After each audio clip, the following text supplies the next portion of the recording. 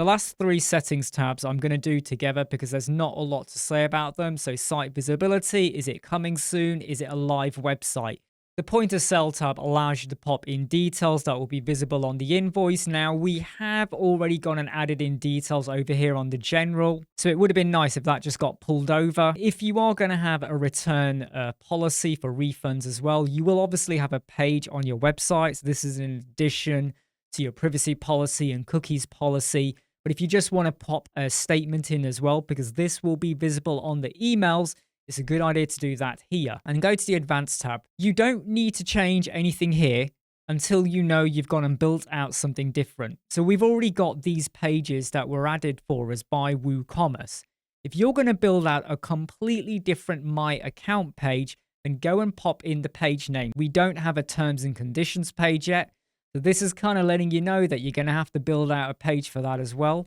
Once you've built it, you will then return back over here to the advanced tab and you will add it in. I would not change any of these items down here and I would click Save Changes. The REST API is great if you have a distribution center or, for instance, like an Amazon fulfillment center.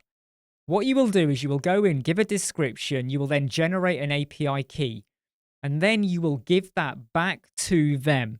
And then what happens is they're able to connect with your website, and when an order is made or it's been completed or processed, they will be notified and then they can supply to the customer. They'll get all the details for the address or whatever they've bought, and then they will distribute on your behalf. A lot of people won't bother with this, but only if you are using a fulfillment or a distribution service. Again, if you are using a third-party service that's going to be connected to your website, they may give you a webhook or you may need to create one that you're going to give back to them.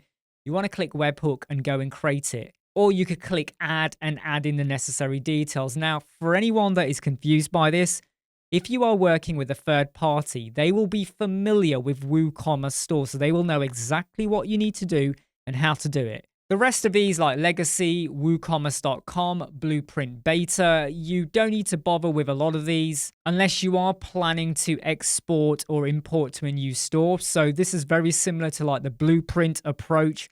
So if you've gone through and you've set everything up, you could just export and make your life a bit easier.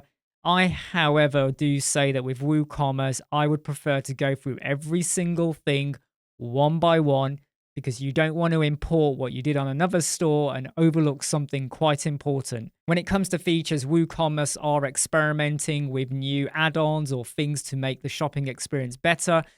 I would not enable or disable anything here unless you know what you're doing, and it does change quite regularly. Leave things as they are unless you specifically know that you want to change something.